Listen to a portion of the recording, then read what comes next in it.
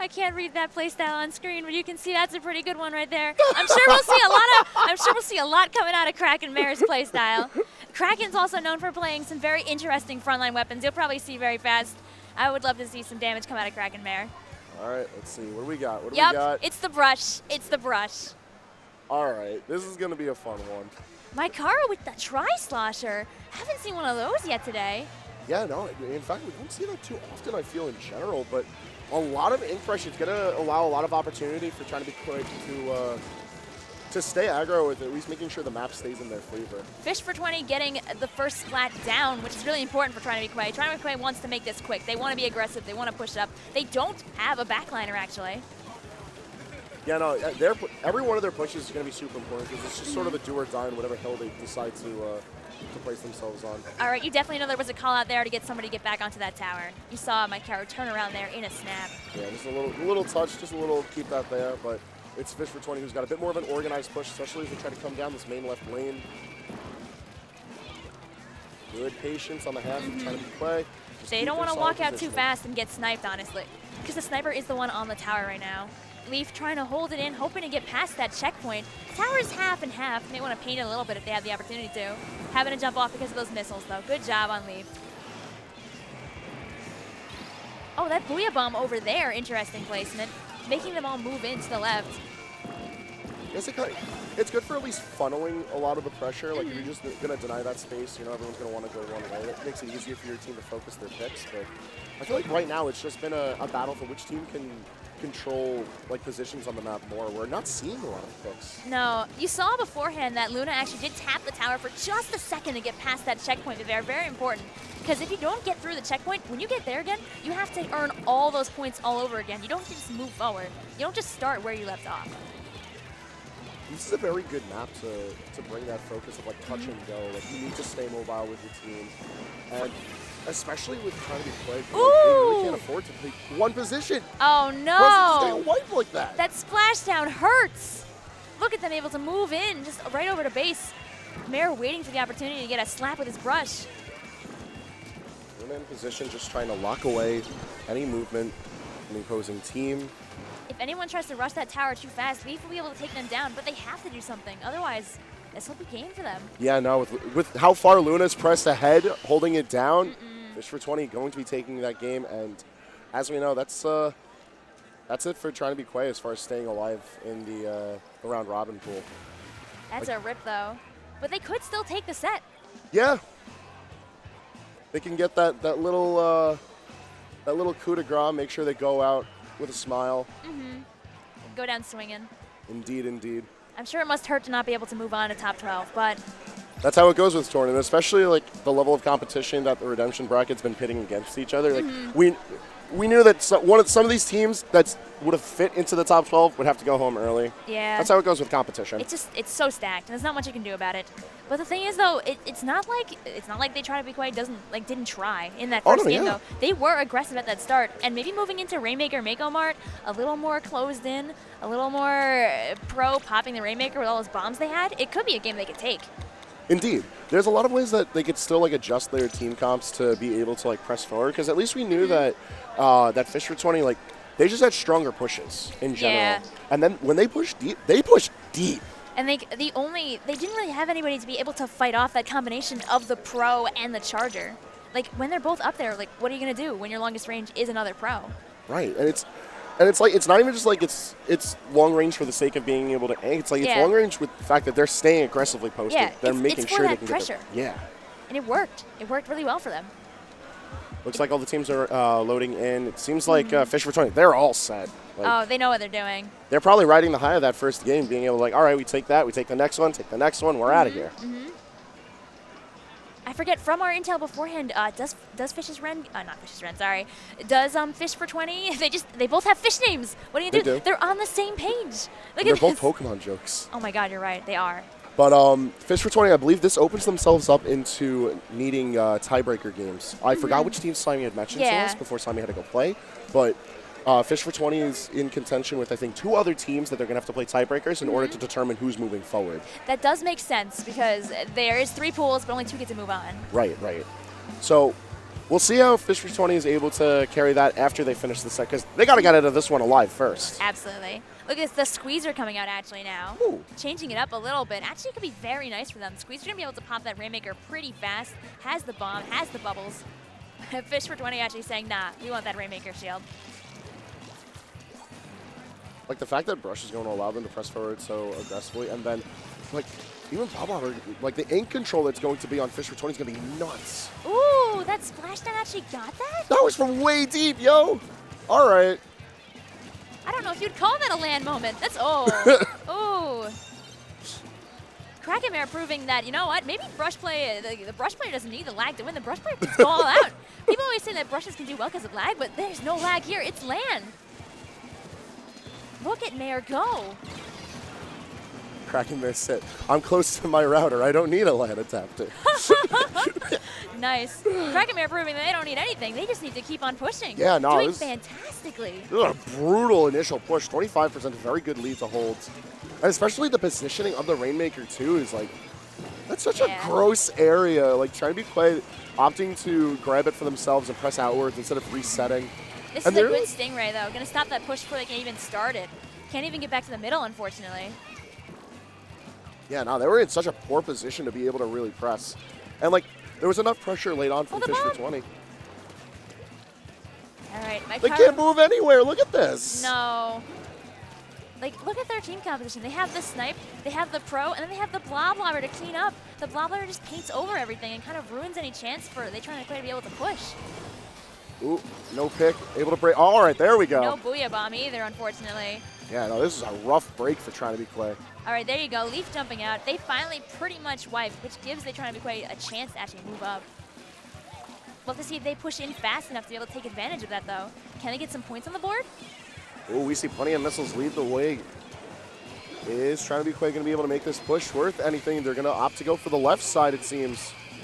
No, but that's the Ray. That's kind of why Leaf jumped out, to be able to sure they had that Ray.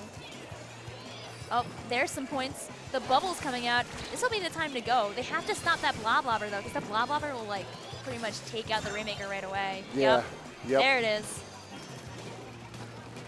Look at this. It's so much. And there's the rain. Like, especially in this closed-off area, like, the left push is very rewarding if you have your team organized, and especially if you have some specials to back you up. But there's so many, like, little pieces of geometries that the Bloblobbers, the blobs, if you will, are able to bounce off of things that it's so dangerous to navigate. It's very gross, but that's what makes it so fun on a map like this. Look at that easy shot. If you can hit all 4 of those shots, you already got the win. People used to call the Bloblobber the B4 at first because people were trying to land all 4 of those shots. But sometimes it's just all about that spam. If you have all those blobs, how do you approach? It's like it's covering such a good amount of space because it's not even like just the fact that it's inking a lot. It's the fact that it's covering in a 3-dimensional way because, like, say for instance you're trying to like navigate past the walls, you're trying to like get into like a really awkward flank. Like the blobs are just there. Like you hold that L, you gotta escape. Like a top level Bloblobber play, you don't see very often, but when you see it, it is good. Yeah. Luna trying to escape here with that bomb at least, leaving a little bit of pressure behind. They still need to get past that 45 though. Good pick on the snipe. Leaf needs to be out of there if they want to push, taking away that Stingray. Like these have been really good calls for Mamba as far as positioning goes and like when to focus getting those picks.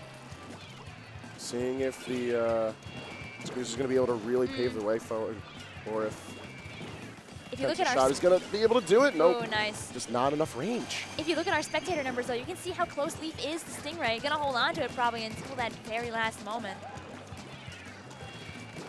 Both teams do have a good amount of specials. The rain coming out. They're gonna try and push, break through that shield. The spectator cam, they're getting a little covered by the rain there. A little bit of weather interference.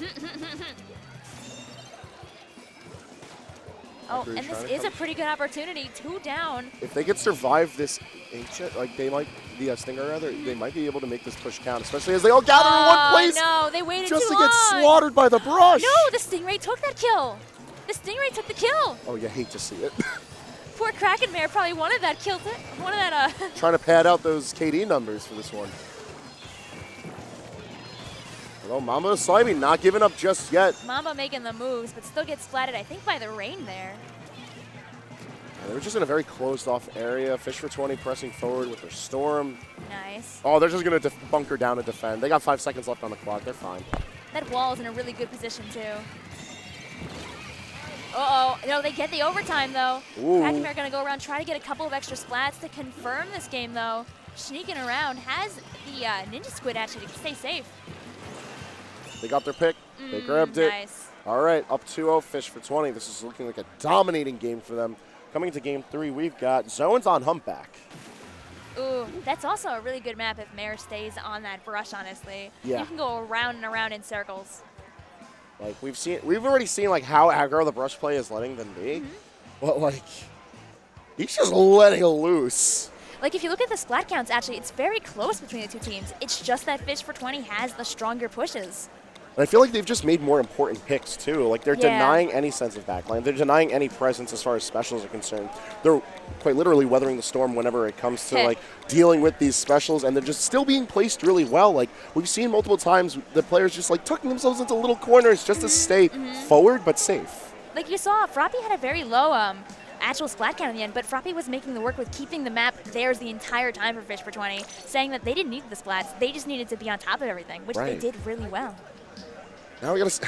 It's a heartbreaker for trying to be Kwey. It's zones. That's the thing, though. If they keep that blob, they could have a really hard time ahead of them trying to be Kwey, trying to get back into it. Yeah, like at this point, they're just gonna make sure they don't get knocked out by shutout because that's what it's looking like right now. Fish for 20 is playing very well. Trying to be Kwey is trying to be winners. Oh, they That's try. what they want. That's what they want. They definitely try. And we believe in them, honestly. We would love to see it. We can still get that game 5 if we Reverse. believe in them. You love to see reverse 3-0s. Yeah. But as far as map is concerned, I feel like the aggro play is just so well rewarded on Humpback because there's so many ways that your team can press forward and deny space. Like, we've seen the aggressive play come out from trying to be Kwey. They could be aggressive here. If they work together, if they take, for example, like Caden and Slimy, and they go in together on that right-hand flank, they could do a lot of damage. They just have to make sure they get there before Mare and Luna. All right. Ooh. Ooh, they actually did bring out a more aggressive comp on the side of Fish for 20 for this. All right, do or die. This is going to be a very spicy battle for trying to be Kwey as they try to fight back this first 3-0. Or if Fish for 20 is just going to lock it down with a 3-0 victory. It does actually go to trying to be Kwey first, though. Can trying to be Kwey hold on to it, though? They're just waiting for an opportunity. That's the real thing here. Oh, Mare doesn't get the pick that obviously they want. Slimy being able to stop in, just takes that junior and says the zone is mine. All right, well, let's see how well they can press forward from this point. Slimy opting to hold back while the team gets themselves into position and saves the armor for this first play. Yeah, if they try to push in too fast on trying to be Kwey, that, the good bomb pick. Like, here's the thing about splat zones, is it ends really fast. If they keep holding this for the next 20 seconds, that's going to be it for them. They'll get that win that they want. Slimy finally going down, but it takes 3 players to make it happen. The Booyah Bomb on the right is probably going to take the zone for them. Yep, there's the changeover. Yeah, but 31 on your initial push is still really good. It shows they really do want to stay in the match. And, like, 53 is pretty daunting as far as your penalty points go. But if you force even just a little bit of penalty onto Fish for 20, that's a decent battle of attrition that trying to be Kwey can manage. They kind of completely took away that bubble push that trying to be Kwey had there. They didn't even let them have it with the pop. Yeah, no, the bubbles were not there. No, and that probably hurt them. They probably were really relying on that bubble push to be able to turn things around for a moment as they tried to work back in. They're working towards that 31. Ooh, hold on now. Can they save it? Losing control's really big, but... Ooh, that splashdown keeping them from getting it. Okay, there's the bubble push that they needed at first. All right, now this is the position that trying to be Kwey is going to want to be in. It's just enough penalty onto Fish for 20. It's just close enough of a lead that they have where, like, if they just keep this for the next 3 minutes, they're fine. Leaf's going to have that rain and probably hold it for a little bit until that baller comes in. There it is. There's that synergy of those specials that they've shown they've done really well this entire set. Leaf looking for that pick, doesn't get it. Like Leaf had the positioning, and they had their focus shifted from one player to the other on trying to be Kwey, and that shifting of focus is not what you want to see. You want to be able to just confirm your kill, move on. If you see the other one is in position, even if you have a weapon like Smiling, you just got to make your call-outs to your team. All right, and look at that. That's going to be what they really wanted, trying to be Kwey getting that first win of this set. All right. Still turning around. They are staying alive. They're moving us into a game 4. It's going to be Clams on Inkblot. Ooh. This is another like very snowball-y kind of combo. If they try and be Kwey can get another really strong start like they did on this one, they could take it. I'd love to see a Game 5. Game 5 would end up bringing us to tower control on Wahoo World, which Ooh. I honestly, I love watching it. Playing it, not as much. It's very chaotic. It's all about staying ahead of that tower. That's the main thing.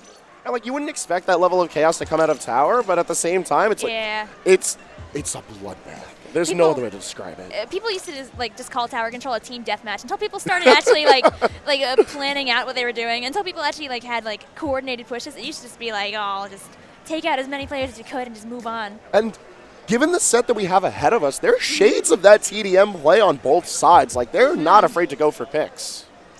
But Clams on Inkblot is going to lead itself to a bit more of organized play, just because as long as your specials are well arranged, your team can just completely bring a tidal wave of pressure. We're probably going to see that bubble come out again from the other side of trying to be Kwey, because bubbles can be so strong on Clamblitz. You pop those bubbles, you hide inside them, and you can throw your clams in without having to really worry about getting splatted as long as no bomb comes your way.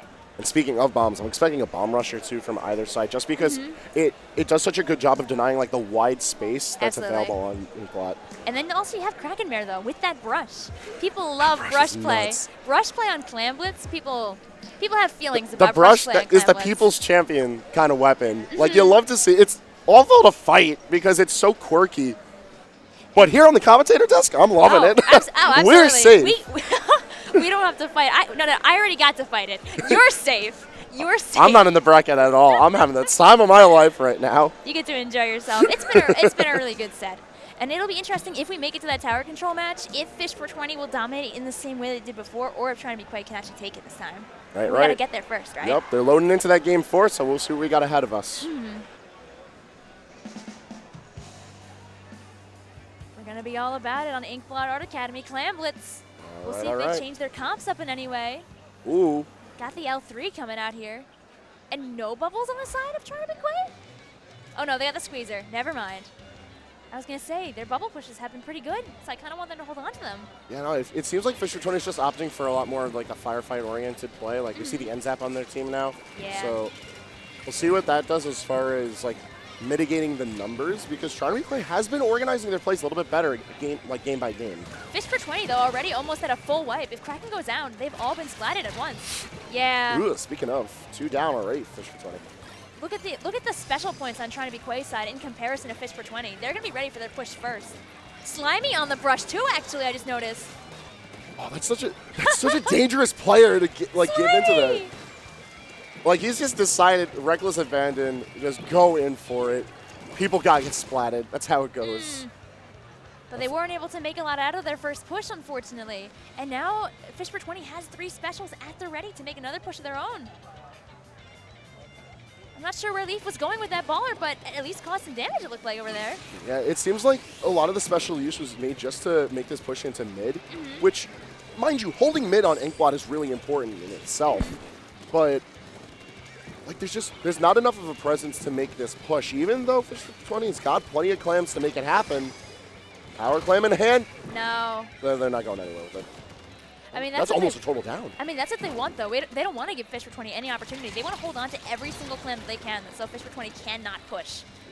I mean, they can't afford to lose this match. Right. And right there, we saw a very confident pick from Caden as the members of Trying to Be Kwey organize themselves from the left, trying to cross over the map here. Only one special up, though? Caden doesn't have enough clams to be able to make that push right now. They have 8, hoping maybe that someone might jump to them. It looks like Caden's just holding around. Although, just notice Caden is actually in their own base, so. Listen, right now, as long as both teams are sort of disorganized, the war of attrition, it's not really having that big of an impact. Once we see a lot of the clams gather to one side, once we see some sort of contingent play, this deep in the game, I feel like it's going to be a lot more dangerous because now we're already clocking in sub 3 minutes, and no team has made even an attempt on either goal. It's going to be about who gets more splats. You'll see, as soon as one team is 3 down, someone's going to push. We have Luna here with that clam, going to hold it for a moment. They're not near their baller, so they can't actually push him with that yet. So we'll see if they just try to move it on their own. They're being very patient, which can be quite good. If it's only going to be down to one singular push, they need, to get over there. Yeah, and if it's going to be that one push, they need to make sure it's not just like the sole power clam. Otherwise, it seems like there's going to be very few opportunities for them to make anything out of that push. And if you end up making that single clam push and get wiped afterward, the push that comes in afterward can be really bad. Right. We're talking about how Game 5 could be a potential TDM kind of game. We haven't seen any attempt at objective play here. It's just been splat after splat. Like, look at this. Speaking of all the clams, look at how many clams they have on the other team. But can they hold it? Can they make something out of it? They're all hopping in all at once. Oh no. They get their break. They got plenty of them. Splat. Oh, Krakenmare with a splash down into the other bomb. They get wiped, but look at all those points. That's an amazing push. They want to sort this out. They don't want to go to that Game 5. Like, even with the pity climb, it's going to take a bit of effort. And a good nice pick on Caden's half to see if they can at least mount themselves enough resources to press back. Because pressing back from a 31-point lead is a lot to ask. And they actually do get wiped, so it's actually not going to help them out that much. They have to, like, work their way back in. They don't have any map control. They don't have any clams right now. They got only 1 minute to fix that. Yeah, at this point, it's just looking like Fish for 20 is just tightening the screws on trying to be Kwey, and they are not letting go any of this pressure. No, look at them. They're holding on to all the clams. Like, there's nothing that trying to be Kwey can really do right now. They have to try and build a push. They have to get those splats so that the clams start respawning again. Kaden coming in, getting some points on the board. And just enough clams to keep the net open instead of opting to just get those points in right away. It's a bit of a messy push, but it's more than that initial break. No, but look on the edge. You have Slimy over there with the 9, going to try and work their way in. If Slimy can make it in, Slimy can get them very close. Yeah, but Leaf and Kraken are defending that point. Slimy is not in a good position, instead opting to throw their power clam back over to Kaden. I actually think that was a really good call. Less than 30 seconds left on the clock. If they keep the resources for an initial push, they manage to keep it in overtime, they can actually steal this game. It's really possible. I mean, you saw before that single push getting down to 31. Can you imagine that many points being thrown in by the other team? Let's see what happens. Coming down to sub 10 seconds. Throw the power climb into Mike here, and then was that Slimy who moved forward with the ball? Oh, there's it gives the opportunity. What's going to happen? Net's going to open. Oh, and they got the bubbles too. If they can pop those bubbles, they can do a lot of damage. Oh, they might have enough clams to be able to just barely press past this. No! Can they take those clams? Nope. No, they cannot. Is anyone left over there on the map? I don't think so. No, Where's it's just Maikaru? all the way on the opposite side of the map, just coming off of spawn. That's going to be that. A 3-1 victory for Fish for $20 over trying to be Kwey. Does that put them in the way for that tiebreaker, though? I don't know. That's the victory puts them in position for it, but I don't know if the 3-1 call will push them over the edge. They're going to have to play that out, I believe. Look at this, though. They tried their best. I mean, if you look at those, if you look at how many splats they got, it was very even again. They just had the one better push. It was really close. They didn't want to go down 31-100. They made it 31-38.